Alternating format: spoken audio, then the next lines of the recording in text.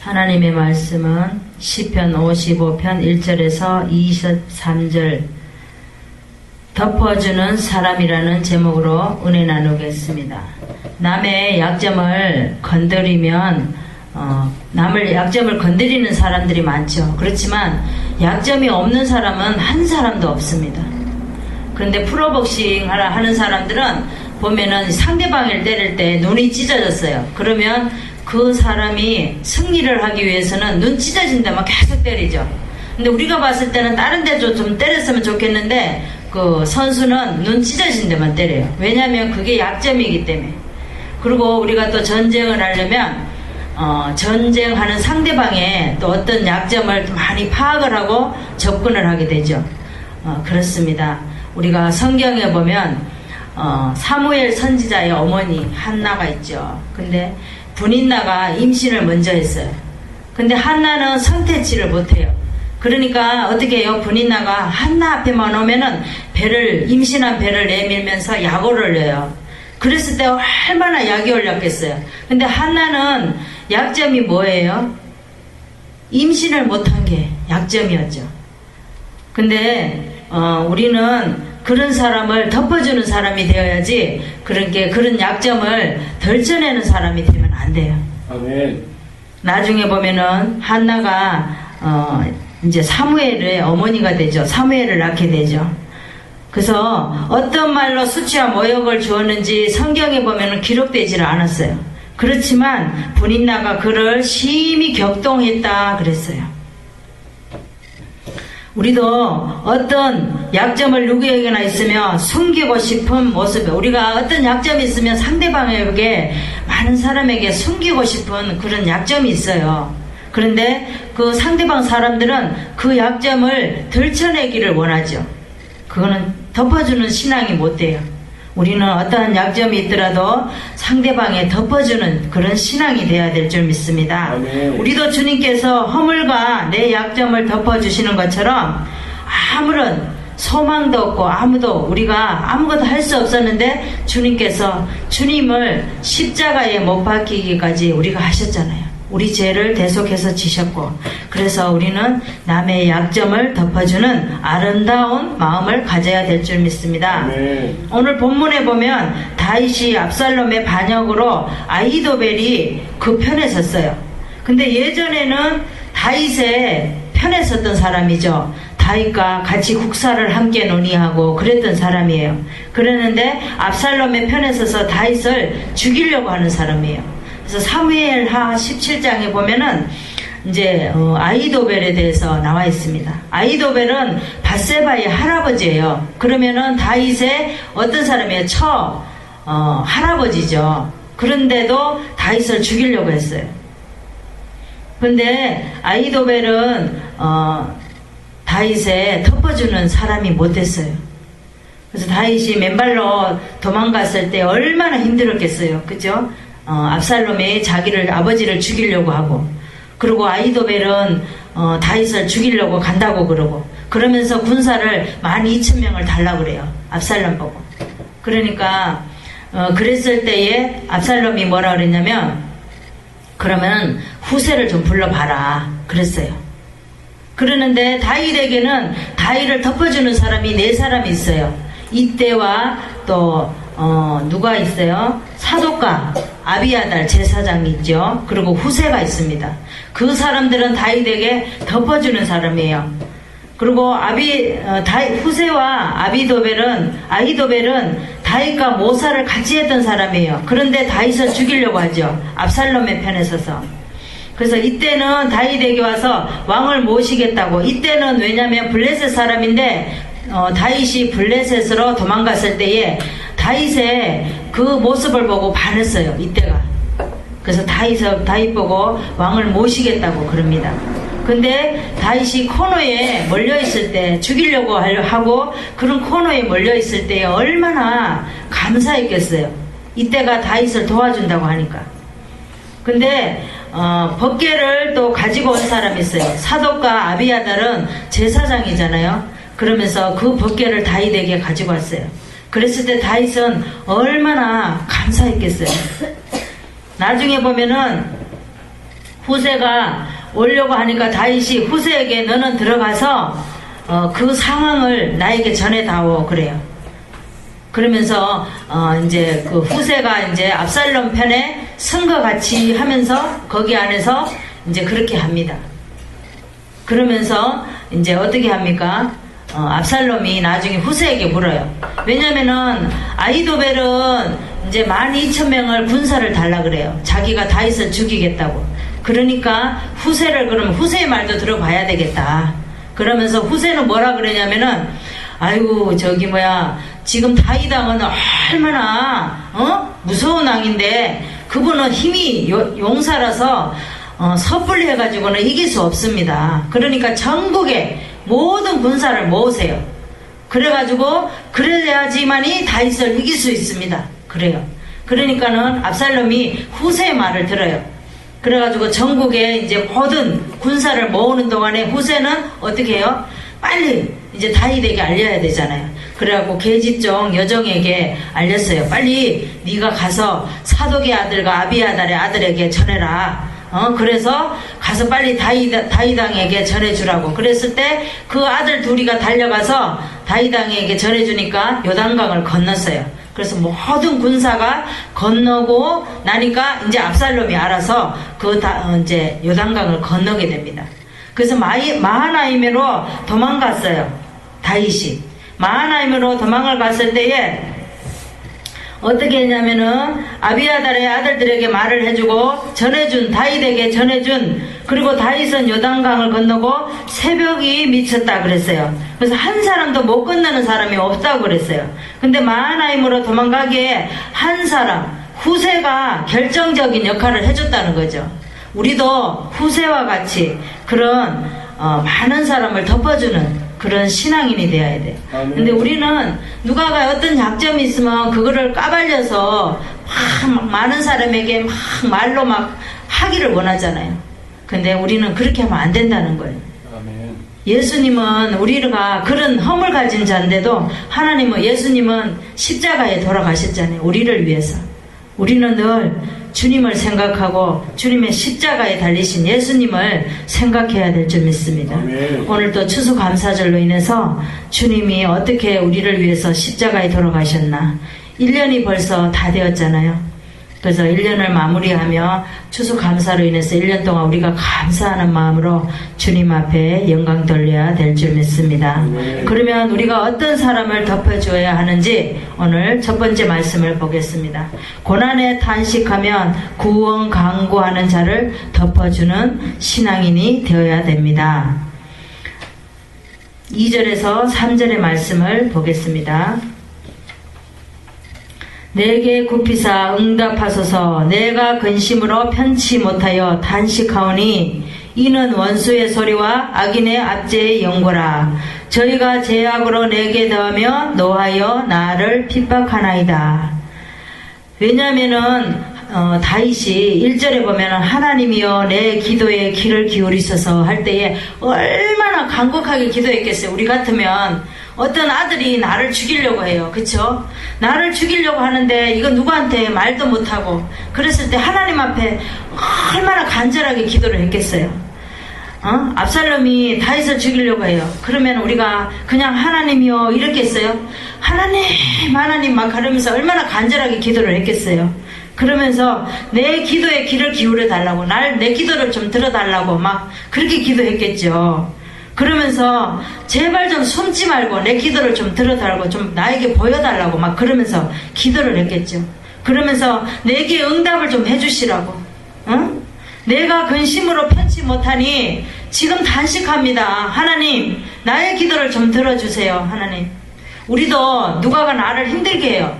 그러면 누구한테 말할 수 있나요? 주의 종으로서 말할 수 없어요. 그리고 세상 사람이 나를 힘들게 하면 우리가 예수 믿으니까 또 그 사람들한테 말할 수 없어요.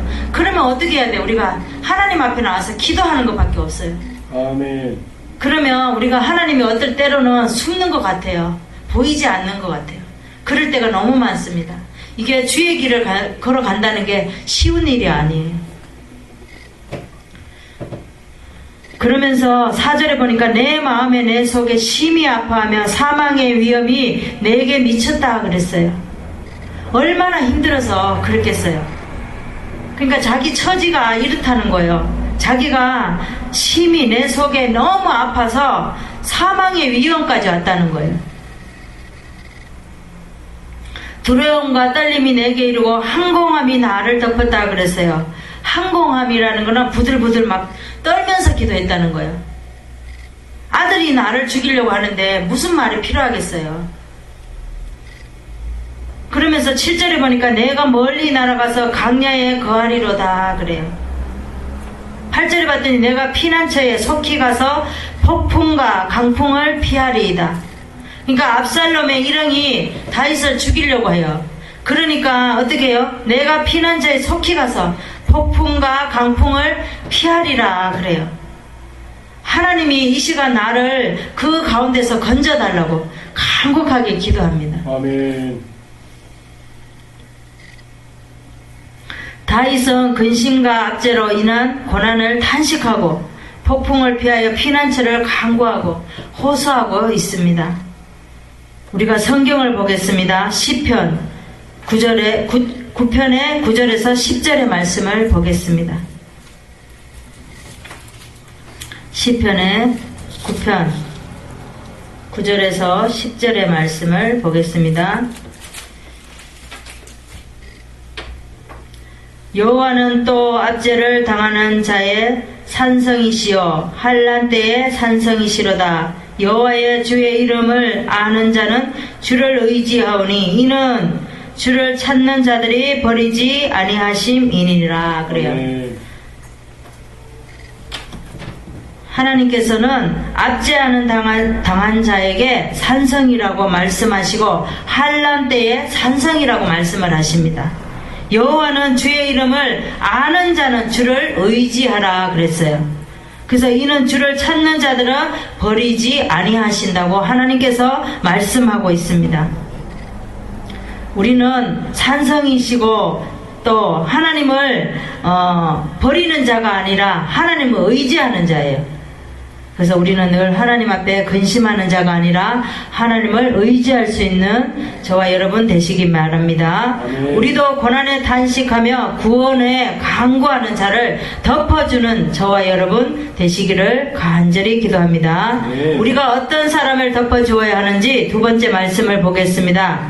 악인이 득세해서 배신을 당한 자를 덮어주는 도와줘야 합니다. 11절에서 13절의 말씀을 보겠습니다.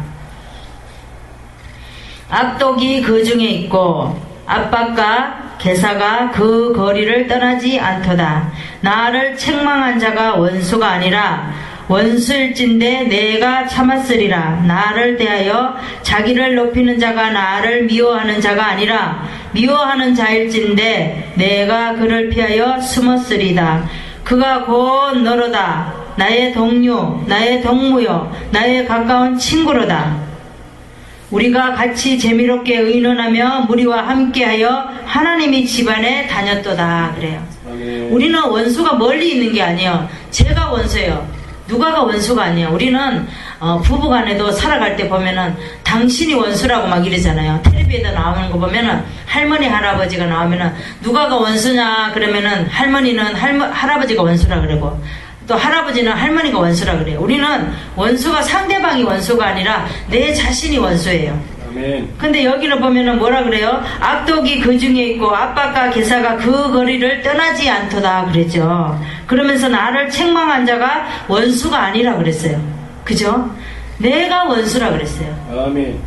상대방이 나를 힘들게 해도 우리는 원수가 아니라 그 사람을 통해서 내가 만들어져가는 과정이에요. 아멘. 우리는 완성자가 없어요. 우리가 완성자이면은 예수님이에요. 그렇기 때문에 우리는 상대방을 보고 상대방은 곧 하나님이라고 봅니다. 하나님께서 저 모습을 나를 고쳐가는 과정이구나 그렇게 보면 됩니다. 아멘. 그래서 하나님은 부부를 통해서 우리를 다 각자 만들어가기를 원해요. 아멘. 13절에 보니까 너는 나의 동무요 나의 가까운 친구라 그랬어요. 여기 보면 아히도벨은 후세와 같이 다윗과 모사를 함께 했던 사람인데 가까운 친구요 동무였다고 말하고 있습니다. 그런데 아들과 친구가 다윗을 죽이려고 한다는 거죠. 자기를 죽이려고 한다는 거예요. 15절에 봤더니 사망이 호련히 저희에게 임하여 산채로 음부에 내려간다 그랬어요. 음부는 죽는 거라잖아요. 자기가 죽을 것 같다는 산채로 죽음으로 내려간다는 거예요. 악독이 저희 거처에 있고 저희 가운데 있다 그랬어요. 16절에 봤더니 나는 하나님께 부르짖으리니 여호와께서 나를 구원하시리로다. 하나님께 우리도 부르짖죠. 우리가 어떤 일이 있으면 하나님 앞에 구할 것밖에 없잖아요. 사람한테 구해봤자 아무 소용이 없잖아요. 아멘.